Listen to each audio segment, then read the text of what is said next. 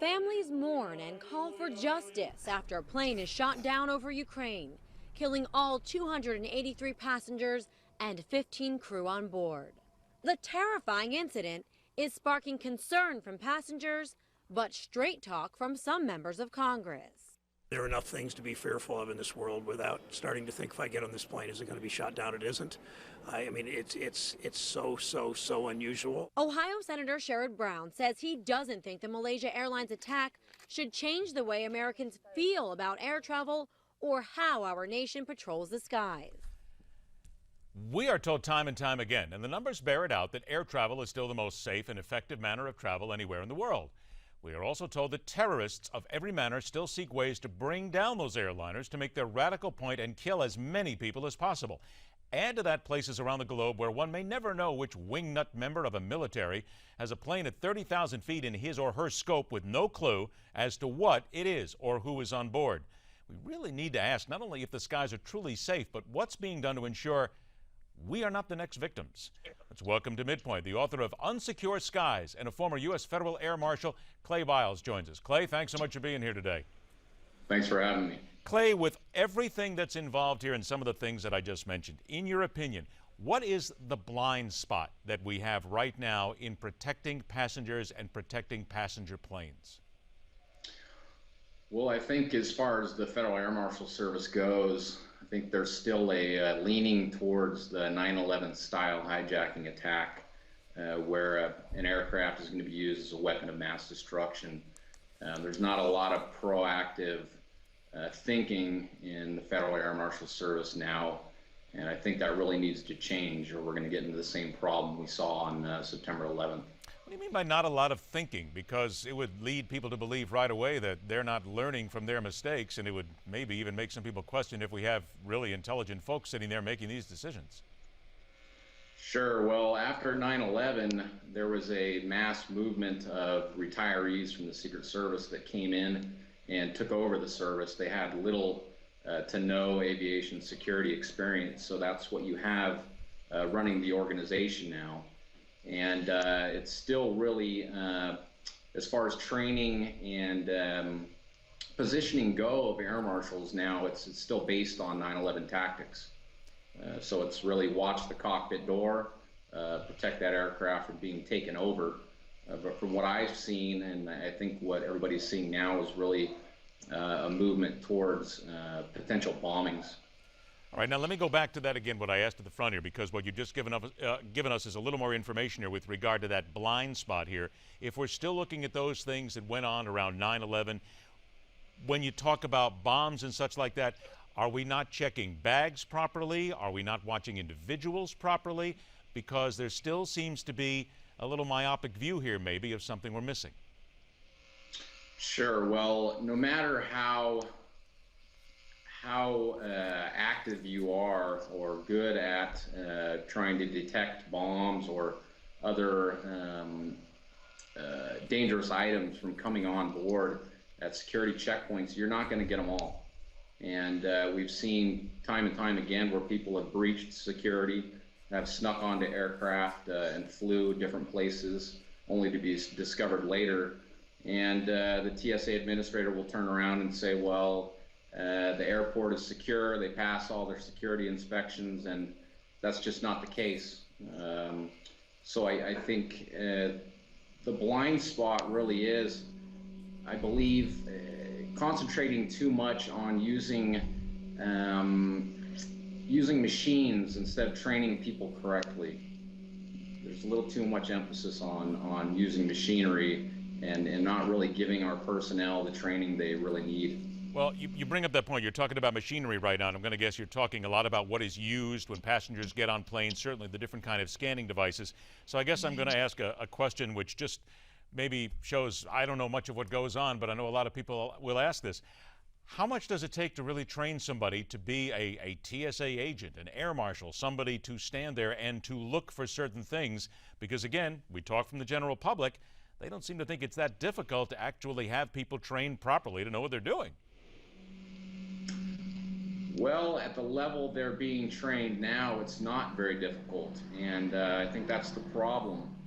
It takes a lot of a lot of involvement by the government and instructors to really train people correctly, whether they're a TSA screener or an air marshal. And as far as in the air marshal service, that's really not happening. In Atlantic City, the Federal Air Marshal Service Training Center, that's really where a lot of people go to get promoted. And I worked there for a few weeks as an adjunct instructor before I went on as a full-time instructor in San Francisco, and I saw the battles, the internal squabbles between instructors really there to get promoted, not there to really hold the hands and guide air marshals in performing their duties. So then how far up the chain does it go of the people who are not watching what's happening and not paying attention and not making sure that these people get the right training? Well, I think it goes to the very top. I mean, it really started after 9/11. And, really the diminishing firearms standards after 9/11 was due a lot to managers that wanted to keep their credentials, their federal law enforcement benefits. They wanted to keep their firearms, and they couldn't pass the tough standards from pre-9/11. So those standards had to change, and those had a big impact on air marshals. And really, I think the problem, what we're seeing now, is there's such a divide between managers and air marshals now, and the air marshals, the men and women that are put in harm's way every day, they're the ones that are seeing the aviation security holes, suspicious activity, and that divide really tends to make them withhold information from management.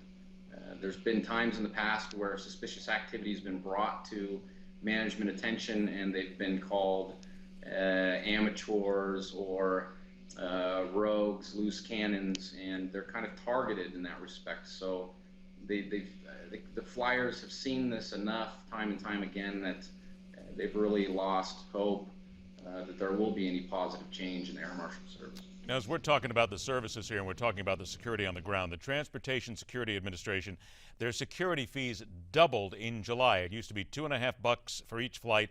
It's now $5.60, and there's no longer a cap on the total price flyers can be charged for a trip involving multiple flights. So the prices are going up here, but it seems as if the people aren't really getting protected any better for the money that's here. So where's this money going, or is this just greed at work? I really couldn't say where the money is going, but one of the problems I see in checkpoints, there's a lot of frustration with people at checkpoints around the nation where they say, you're singling out old ladies in wheelchairs or little kids, pulling them out of line to get searched. And I think there's it's such a stressful environment at checkpoints in the United States that it's hard for individuals that have training to detect suspicious activity to really pick up on anything that might be suspicious. If everybody's stressed out at an airport, it's hard to really pick out anybody that might be outside the norm. In other airports around the world, things are a lot less stressful, and it's easier to pick out people that might have some kind of bad intentions or be trying to hide some kind of nefarious activity. Would it be fair to say, though, that when it comes to actually trying to keep the public safe, profiling, as nasty as it sounds to some people, is still a big part of what they do and what they have to do in order to try and find the bad guys? Well, it is still a big part, but I would argue that it's very hard to profile people now. And I think going back to being proactive, terrorist groups have, as you pointed out in the beginning, they've been interested in aviation for a long time, and they've gathered their intelligence. And they're very proactive in making changes to their operational structure or attack methods to be able to combat this. So it's a constant battle. We have to think outside the box if we're going to make a difference in aviation security. I just don't think that's being done. Knowing what you know and a lot of the research that you've done, would you have any question any doubt whatsoever that even as we sit here right today, knowing full well that there's supposed to be a lot more security, that there are likely terrorists out there who are looking at a way to infiltrate airliners around the world and do whatever they can in order to bring them down? Absolutely. And if we look at the FedEx and UPS bombings or bombing attempt, where an explosive was placed inside of an ink cartridge of a printer, well, that aircraft landed in the UK, and we had intel that pointed directly to the exact printer that it was held in.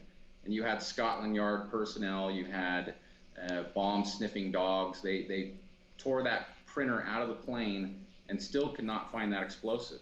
And luckily, they deactivated it, so when that aircraft left the UK and went to the US, it didn't explode midair. But so I think it's, even when we have direct intel related to aviation, it's still not 100% that we're going to stop that attack. Forewarned is forearmed, and keep looking just in case. Clay Biles, the book is Unsecure Skies. A pleasure to have you join us today. Thanks so much for your expertise. Thank you for having me. All right. Later on this hour, a 30-year cold spell that man has absolutely no control over. None. And after the break, what could be the absolute worst nightmare for every congressman, every elected official? Makes no difference. But when it comes down to those who promise what they're going to do and tell you this is why you will vote for me, what do you think would be the single biggest thing they would fear? We may have the answer coming up next.